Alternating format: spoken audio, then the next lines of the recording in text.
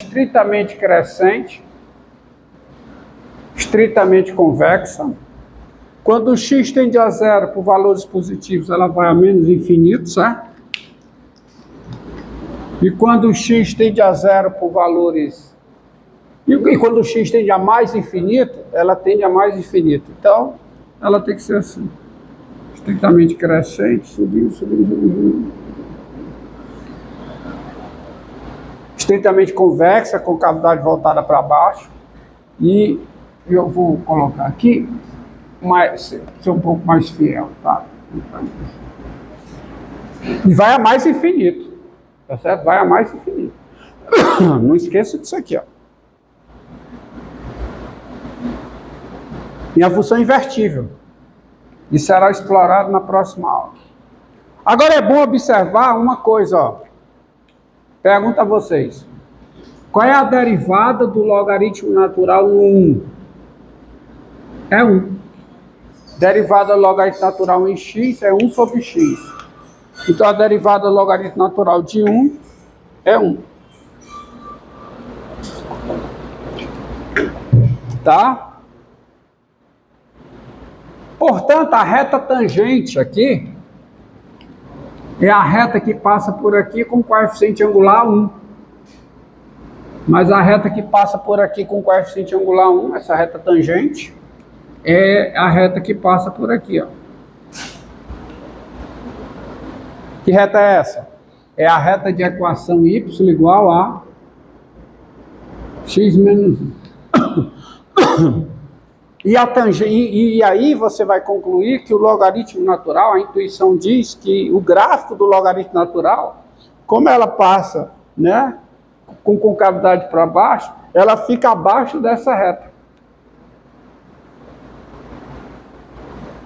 Tá? Mas eu consigo ver isso analiticamente, porque é o seguinte, ó, observe, ó, tá?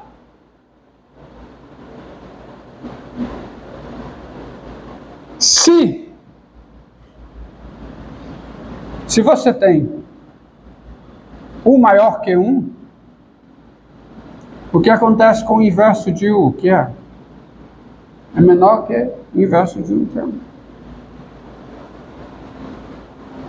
Tá? Isso implica isso aí. Então você tem essa implicação. Daí, dado x maior que 1, quem é o logaritmo natural de x? O logaritmo natural de x é a integral de quê? De 1 a x, de 1 sobre u. Mas observe que se você pega o u entre 1 e x, o u é maior que 1. E para u maior do que 1, se u está estritamente entre 1 e x, u é maior do que 1. E para u maior do que 1, u sobre u é menor do que 1. Então essa integral é menor do que a integral de 1 a x de 1. Tá? Mas que a integral de 1 a x de 1 é u de 1 a x, que é quanto? Que é x menos 1. Então, ó, se o x é maior do que 1, o logaritmo natural de x é menor que x menos 1. Então, pelo menos desse lado, ela está por baixo. E do outro lado também vai estar. É mais fácil ainda. É mais fácil ainda verificar. Porque, por outro lado,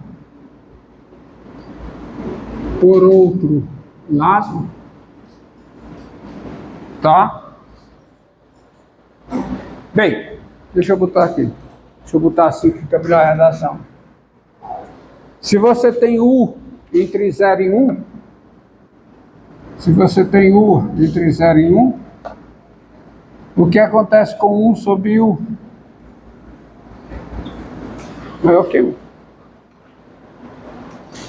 Não é? Então daí,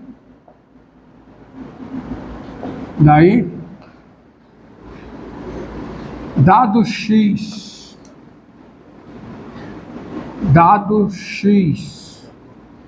maior do que 0, menor que 1, tá? Dado x maior do que 0, menor do que 1, quem é o logaritmo natural de x? O logaritmo natural de x continua sendo a integral de 1 a x de 1 sobre u du, não é? Mas a integral de 1 a x é quem? É menos a integral de x a 1 de 1 sobre u. Só que quando eu pego essa integral, 1 sobre u é maior do que 1.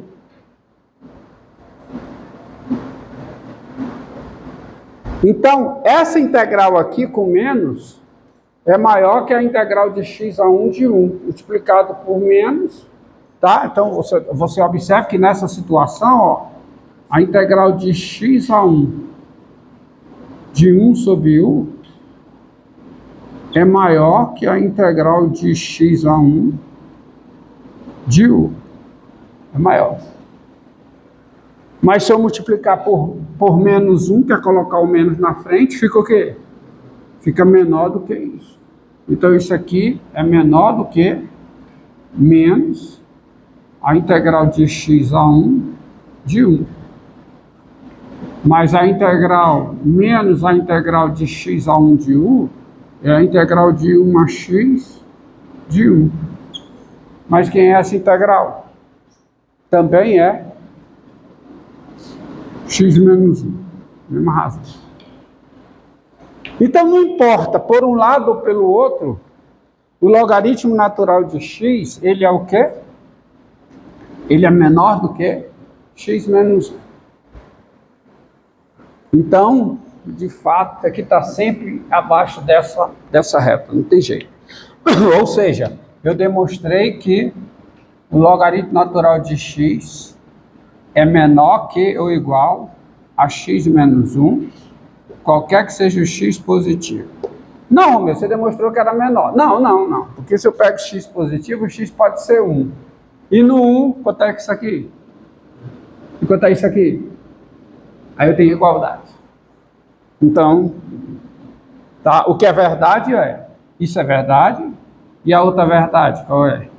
Logaritmo natural de x é menor do que x menos 1, qualquer que seja x diferente de 1, no intervalo 0 mais infinito. É outra verdade, duas verdades. Tá? Então não esqueça dessa desigualdade. Essa desigualdade diz o seguinte, diz que a bissetriz do primeiro e do terceiro quadrantes não intersecta o gráfico da função logarítmica. Tá certo? Entendido? Não intersecta. Tá? Ou seja, você não pode ter logaritmo natural de x igual a x. Não há como logaritmo natural de x ser igual a x.